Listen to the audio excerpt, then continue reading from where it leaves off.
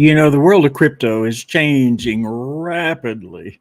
We have so many new entries in the field, and as we all know right now, crypto seems to be going into a little bit of a recession, but we all know this is a good time to buy, not to sell. So, today's guest is going to give us an overview of what to expect in 2022. So, stay with us.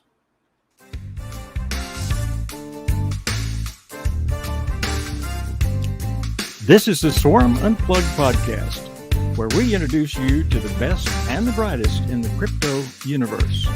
With thousands of ideas to learn from people in all areas of crypto, we want to explore as many as possible. I'm Christopher Knight, so let's get started. Yeah, I said there's a lot about change, and we're going to change again today a little bit because my infamous co-host, Tony K, is traveling. He was traveling to Louisiana last week, as you may remember, and actually was broadcasting from the airport, talking to people and people walking behind him and everything was going on. This week, he is in Florida or on his way back from Florida, and it's all about his very, very attractive boat business called Anthem Marine. So if you have a chance to check it out, go to the website and look up Anthem Marine. So I have even a better co-host today, which is my very dear friend, Mr. Rick Scherer. Welcome, Rick, as co-host today. Now, should I come on as Mr. Tony K with some outfit? I feel a little naked here. Yeah, you're disappointing me. You didn't do it. He's all with this thing with magic and different hats and glasses and masks and popcorn. I'm only a fill-in for a few more hours here. Well, I know everybody's surprised that you didn't come on with some sort of mask. Of course, you're actually wearing a mask right now. Just nobody knows it. So how you look is how you look, right, Rick? Well, yes, and we do have one of our followers in the audience wants to know, where's the wig? Well, if I was prepared, I would have it on, but I'm just here on the spot. Tony said he was going to do the broadcast while he was on the plane. When he said that, we said, well, we got to change gears because there's no way you're going to broadcast from a plane. Yeah, that's right. And another good friend of ours, Mr. Garnet Campbell, has said hi, and we appreciate you being here, Garnet. Thanks for being on and being with us today. I appreciate that very much. There's we have a lot of things going on in the bees community, but bees community is one segment of the entire marketplace, and so we try to reach out beyond that at times to let you take a look at things that are coming up and other things that other people are doing right now. And if you would, Rick, why don't you introduce our guest for today? Well, let's bring her on, and she can introduce herself. Come on in, Julia. Hey, if it looks like I'm in a basement, it's because I'm in a basement today. So. Oh, no. Oh. With a blue face, evidently, I've been told. So I wore this is my dress up basement with a blue face. So well, hold on. I wouldn't call it a basement. I would call it a ground floor opportunity. Yeah. Ooh, wow. Listen to you. Yeah. I have construction going on all over. My office is being built. So I have ladders and all of my equipment in a small space. So here we are. It is what it is. So, but that's okay. The news can go out from anywhere, right? Yeah, I'm going to say hi to Will. Will, thanks for joining us today, buddy. It's great to have you on with us. We're going to take a deep dive here today a little bit, and we're going to talk about cryptocurrency and its place, if you will, not only in today's society but in the future. And I want just some of your candid ideas and principles about cryptocurrency, because I know that you study it a lot. You're deeply involved in it. And of course, as being one of the actual involved in the founding of Opus, you know a tremendous amount about it that helps you identify other projects that may be successful as well. So let's kick off by saying, what's your view of the future of crypto? Well, I stick to what I've always said is that I believe that that currency is going to cryptocurrency. Eventually, I believe all currency will be crypto. You have your naysayers that, the first question is what's backing your cryptocurrency? Well, going into 2022, more and more cryptocurrency is backed by utility and has purpose. So that's fantastic. There's, you have your coins that are, or your tokens like SHIB and Doge that don't do much, but they're popular and it still gives people opportunity they've never had. So why would we trash it? Coming back to M2, I think 2022 will be a great year for M2. I'm listening and I'm hearing and I'm watching and I'm super excited that M2, even though the market's down, M2 is really holding its own. And I've said that before, it continues to hold its own. Every time we see this swing, it just seems to be doing better overall than everything else independently. So I'm super excited about the future of M2. And M2 as a currency, M2 is being able to be used by the people whose hands it's in, especially in, under or impoverished nations of the world. So I hope that that continues to grow. Other projects are coming forth from other companies, I think, and sometimes I think that they've been listening as a fly on the wall with, the development of M2. But other companies are catching on that there's freedom in cryptocurrency as a currency and its use and philanthropy. So I think that's going to continue to grow. I think that M2 is going to, 2022 will be a big year for M2. Maybe we can play off of that. And I do believe that this market downswing is really good for everyone. I think it's a repositioning or even a getting ready for what's about to happen. I've been, projecting the first of the year would be huge. Everybody, we kind of didn't know why it went down this time. It was kind of bizarre. Usually there's lots of news. So I went digging and sure enough, it's the same old story. China and their mining, and it just seems to be generic at this point. I really think that big investors are positioning and repositioning and getting ready for what's about to happen in crypto. Banks would not be buying it and using it. There wouldn't be so much talk with lawmakers in Congress if it wasn't going to do anything. So keep in mind, the more there's media spin on everything, the more you should probably be looking into it. So I just really think that 2022 is the year for cryptocurrency. Personally, I think it's funny that we're still hinging on Elon Musk moving currencies. So he decided that he was going to accept Dogecoin for certain transactions, and all of a sudden we had this, they're calling it a surge. It didn't really go very far with Dogecoin, but it made the news, and so people, it created a frenzy, and so it doesn't take much. So this downswing again, we always talk about going back in history. If we're looking at a small little time period, it looks like we've plummeted. If we expand it out, it's going to it's one step forward, two steps back, which still is forward progression.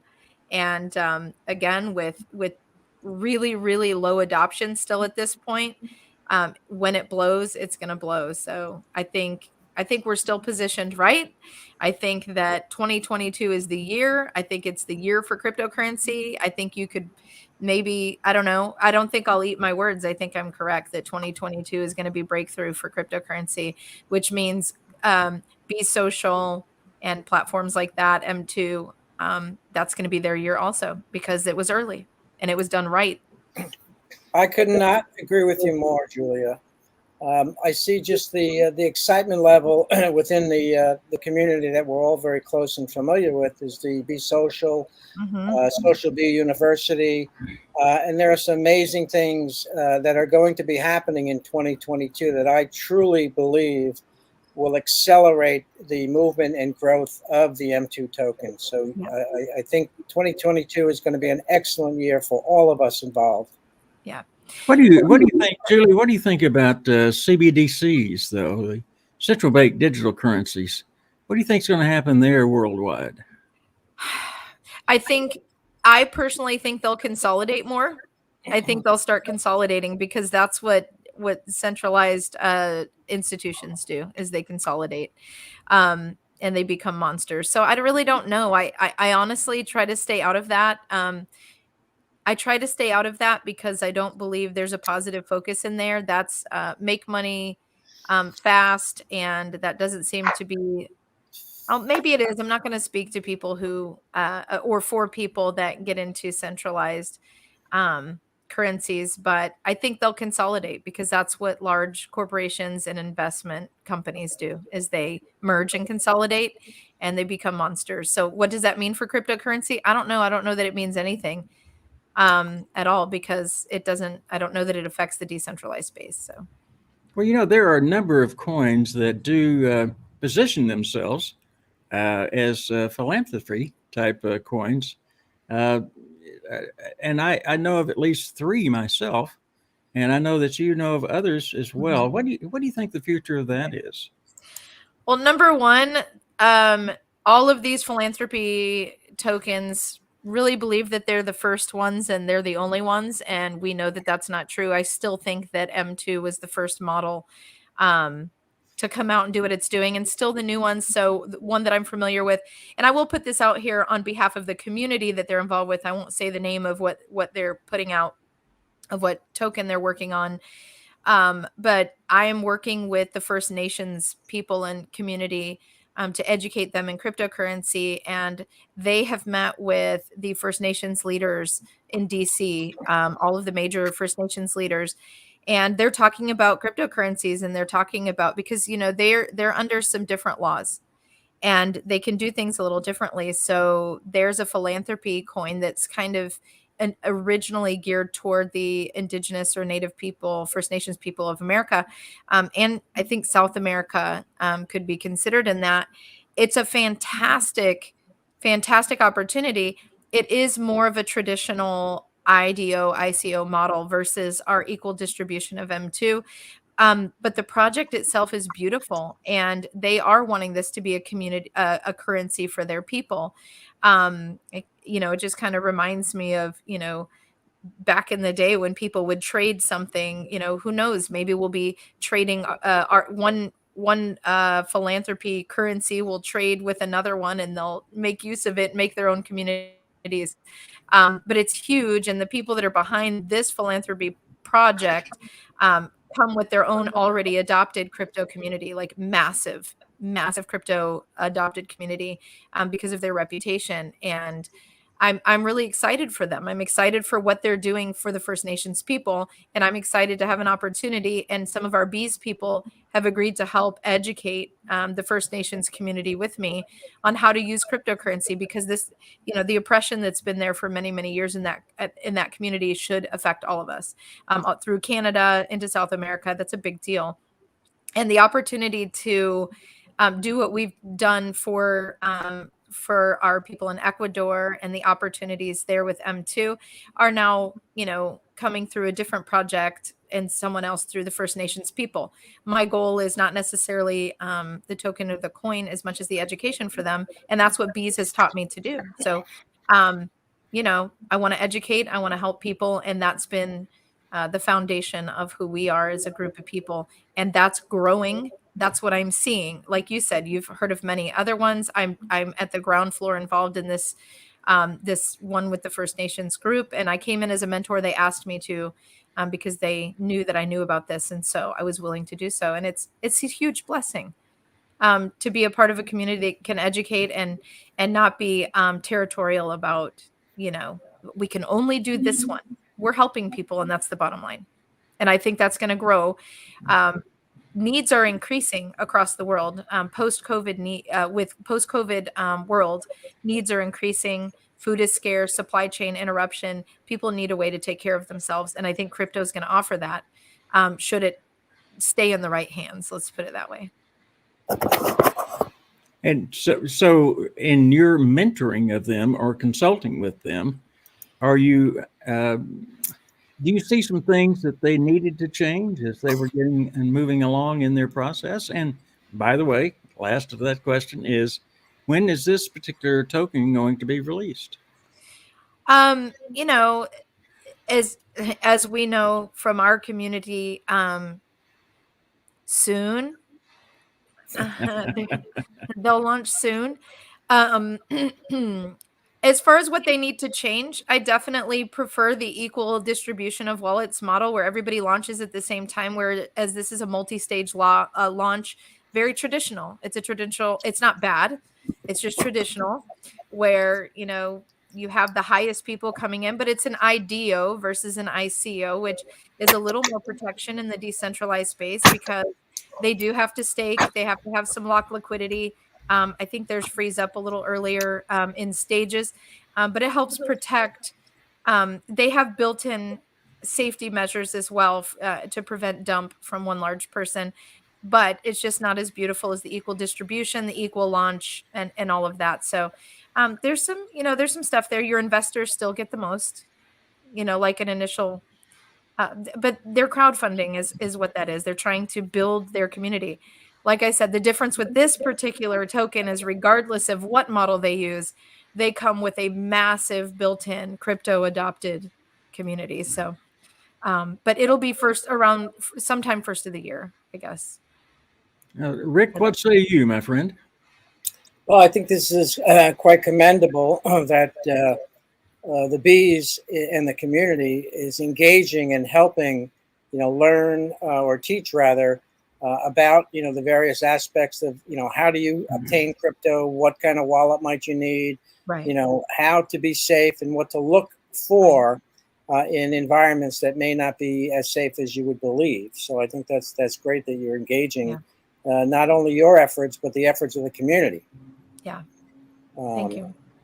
Well, and there are a lot of people, there are other bees who are willing to help, which was just a huge blessing. And some are bilingual, so are indigenous people. So just so happens that some of these leaders are connected to indigenous people in South America as well. So this is going to be extremely helpful as a community and, just kind of a give back to them. So what other types of coins or tokens that are either out right now or that are coming down the highway that you think have potential? Are you asking me or Rick? I'm asking you. There's so many coming out and everybody's the information starts to sound the same at some point. I don't see anything other than the philanthropy tokens, which tend to be more unique in their focus and how they distribute and how they give. I don't see anything unique with any of the new tokens. I think people are really refocusing back on the big ones to see what's going to happen. I'm waiting to see what the banks are going to do and what laws are going to be passed. I think everybody's kind of, like I said, they're positioning themselves. So I'm not paying attention to too many there are a lot of them. I do think that new currency coming onto the scene I said this before, tends to have more utility behind it, purpose, and better mining quality. And I think the whole system is being worked out across the board as we go, and everybody's learning new things. So new ones that are going to make it, that's hard because most of your articles in cryptocurrency are biased and released by those, the articles are by the people who want to promote the certain product. So amongst the people, if you ask the people, they love the token they already have. Now, Julia, when you're talking about tokens, you're actually referring to the specific tokens as opposed to the ERC20 tokens, or which are NFTs, and they are actually a token on the blockchain as well, Right. which is an entire subject within itself. And Yeah. What is your take or position on either ones that you're aware of or future growth of that market? As with NFTs, I think it's still building the foundation of who will buy and who will sell NFTs. It's still very foreign to many people. I watch and I listen and I learn the language. I think a lot of people are, as far as NFTs, they're not necessarily put off by the NFTs. Well, they don't understand them for one, but they're oftentimes put off by the fees of moving NFTs. It's very, NFTs don't seem to be for the regular person to just buy a few and let it sit.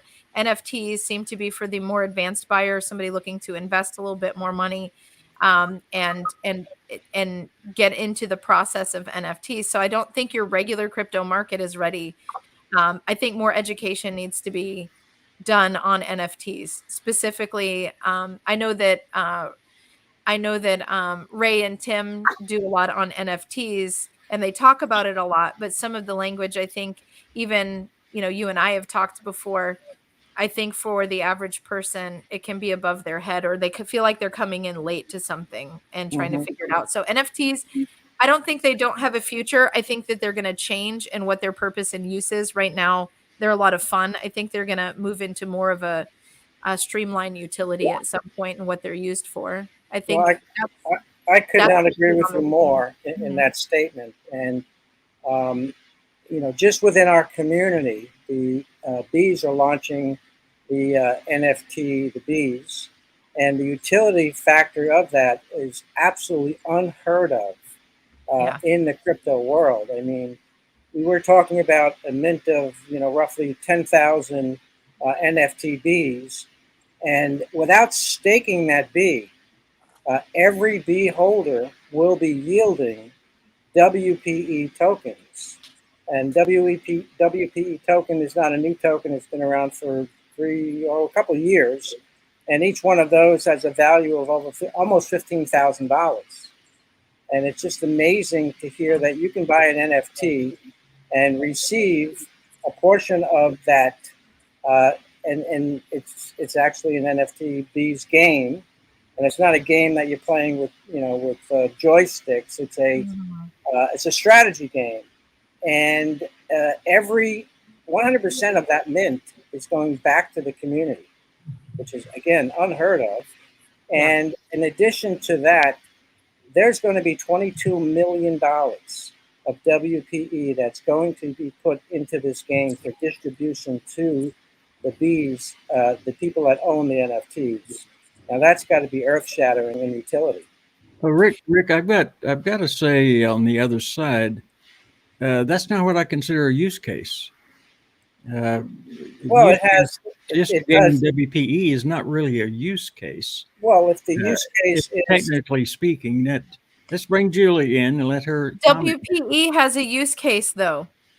That is understandable. It's not to say that the NFT doesn't, but WPE has a use case. So if you're yielding the WPE, what is WPE's use? What is WPE's use case? Oh, it's a very valuable token that can be sold, traded, and moved on the exchange. And and I don't even think that's WRAP-PE and its chain have not even been realized yet. I think, like I said, 2022 is probably going to bring that forth. I mean, this is a foundation that's being built. So certainly yielding WRAP-PE alone is a use case. NFTs have a use case, but what I would ask Rick is, I think, do you believe that NFT community is still a specialized community? It's more advanced, I think, than just cryptocurrency. People who are looking to make income, they think of it like money, whereas NFTs, they don't understand how that fits yet. So I think it's still a specialized community or a unique community that is involved in NFTs versus the average person that is just now accepting that cryptocurrency is for the average person. Well, I agree, but if the average person learns to understand that the NFT, and I'm talking in particular to the NFTBs, right, that aside from the ability to yield WPE, owning an NFT, in my opinion, the value of that is larger than any bee can imagine, because it's going to be able to give you access to a community, to a strong community. And without that bee, you're not going to have access to what we all, have had access to in the past. There's going to be situations and abilities to join mastermind classes. And having that bee will give you an entrance to that. So it does have a utility case aside from incorporating it into the bees game. So with the bees community, then, the bees community did a fantastic job educating the people, if you will, or communities around them about cryptocurrency in general, but also Be Social, what Be Social has to offer. So if the bees community can adopt that same mentality about the bees NFTs, you probably will see an explosion like you did. But I think it is kind of a newer group of people that are involved in the NFTs. I would agree. I would agree. It's So definitely, the level above somebody yeah, coming in and say, "Hey, right, I love this M2 token. I can pick it up for right. 0.0004, and we have anticipations that it's growing." It does definitely require an additional dedication to learning and being engaged to Yes. understand the value of NFTs. Well, and as the community grows, so I think with the cryptocurrency part of it, with the launch of the coins, of the tokens, what we had was a smaller community, so it was easier to learn, answer all the questions, and zero in on everything. What happened, I think, with the education on the NFTs is we had grown and exploded into all these different things, and there were multiple things being talked about, and it was a larger, newer community where we weren't as connected. And I think it's starting to kind of maybe come back, and there's better understanding, But yeah, better education on NFT.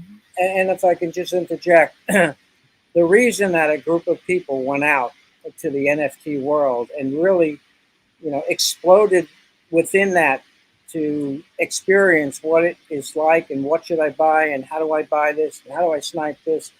That is our fundamental team of educators that have brought back that knowledge to the community.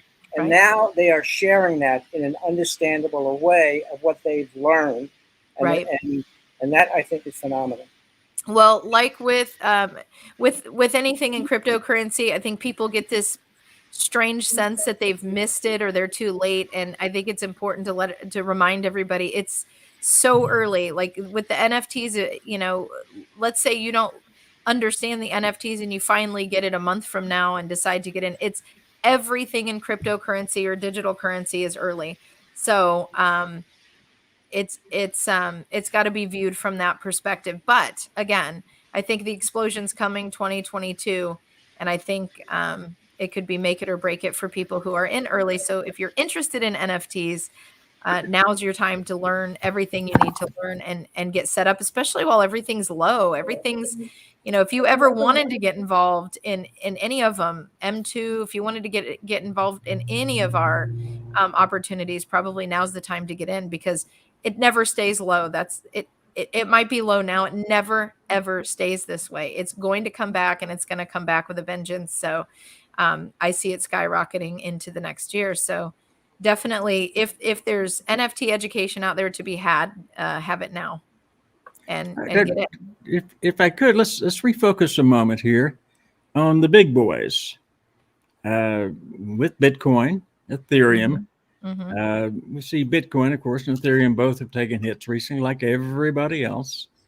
You do a lot of reading as far as that area of cryptocurrency. Where do you see Bitcoin going, and what do you see it being used for in the future? I've said before, and it's hard to tell because there's probably a lot of talk that goes on in financial institutions that we don't know about, or that maybe somebody in wealth management would have a better idea. I talked to somebody recently who is in wealth management, but I see Bitcoin as almost being like the gold of cryptocurrency. I think that everybody should have a little bit of Bitcoin, and when it's down, get some, because it's a limited supply and it's the godfather of cryptocurrency. I think it's always going to have value. And I think where it's going, I don't know. I still see the technology is outdated. But Bitcoin has surprised us all along as these new projects come out. Bitcoin it holds its own, and it's still the gold standard. So I think it's going to continue. I mean, I know that massive amounts of Bitcoin are moved, traded, and exchanged at the governmental level in entire countries and royal families. So, Right. You can say what you want about Bitcoin. It's not, I personally don't believe it's going anywhere, and I don't think it's going to lose its luster. So Ethereum, I think, will continue to be, I think that will be right up there in value, because it has such a great use and need, and the blockchain is amazing, and it can integrate with other blockchains. And I really think that, I think if you can get Ethereum now, get Ethereum. I feel the same way about having some Bitcoin. I'm not talking about investing, but Ethereum, you can never have enough Ethereum. So, what happened in their fork in the road, so to speak? What happened there? Who, with Ethereum or Bitcoin? Ethereum. When they did the fork for their, I mean, it didn't change anything. I mean, nothing moved on the market any differently. I think it opened up other avenues, but that are yet to be seen. I don't think they're done. I think coming first of the year is a bigger change. I'll have to go back and look. I know I researched it a while ago, but I think some bigger thing. I don't think that was the big one, if you will. I think the big change is yet to come. I don't think that was essentially the fork in the road. I think it's going to either have or triple out here pretty soon, which might make some changes. I know Bitcoin reached its 90% yield, but they said it would be 2,140 before the next 10% was yielded. So, because it continues to. On Ethereum too. Now, you mentioned earlier about the fact that if you buy an EFT, then you've got to have the gas fees and so forth to go along with it. Do you think there's maybe an exchange coming along that the gas fees are going to compete in a relatively reasonable fashion? Because right now, the Ethereum lock on what we're doing in bees is creating havoc and costing people more money than it should.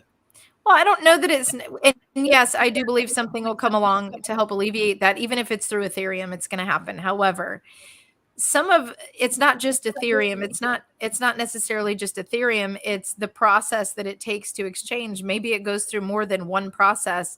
And every one of those processes is costing Ethereum before the exchange or before the process happens, or you get yours out. You have to remember, Bees is very complex. Bees doesn't just have a buy and sell or trade option. Bees has a lot of different things that are done on the exchange and all of the utility behind it. So it's a complex system. And that's why you end up with those fees. And, I was even questioning the other day in the Bees community. I said, look, the gas fees look to be this much. And when I try to transact it, it won't let me. I think it's kind of like when you go to get gas on your card, you have to have a certain amount in there before they'll even let you take the smaller amount that it's going to cost you. And I think the system does the same thing. It doesn't ultimately end up taking as much money as it's predicting or showing you. So, definitely something's going to come down the line. Technology is advancing every single moment. Probably, 4 cryptocurrencies and blockchains were born in the last 4 seconds. So it's going to happen. And like I said, even it may be Ethereum. Maybe Ethereum's the one that's going to do it. They're amazing. I remember back when I think it was Ray and I talked to the Dragon Chain guy with the Disney project. Man, that was mind-blowing technology he was describing. So there's stuff out there we don't even talk about that's available and exists for companies and different things. It can and will happen. Everybody's positioning themselves. There's a lot happening. I think we're going from the chaos of cryptocurrency to really it being a strong, I wouldn't say stable. I think it'll probably, I think the volatility is just part of the game. And as long as you can, hold and not be in a hurry, it'll be fine. You just wait it out. I don't see cryptocurrency crashing altogether. But yeah, I think definitely things are coming along. I think people will launch in 2022. And, this last couple of years is like Buterin Vitalik said, that cryptocurrency is building up its immune system. So there you go. It needs a vaccination, right? to get. I think it'll build up natural immunity. I'm for natural immunity. I really think that cryptocurrency is building its own natural immunity, and it's going to be strong. That's my pitch. Okay, Rick. As we come to the close of this edition of the Swarm Unplugged. What questions do you have to wrap us up here? Maybe just a statement, one more statement on the NFT. The simplest NFT utility can be demonstrated with, there's about 5 or 6 of the bees that are going to an NFT convention local here in New York. And in order to get entry into that, you've got to go either to OpenSea or to their website to buy an NFT, have it in your wallet, and show that at the front door to get entrance. So that within itself is the basic and most simplest that any NFT can offer as a utility.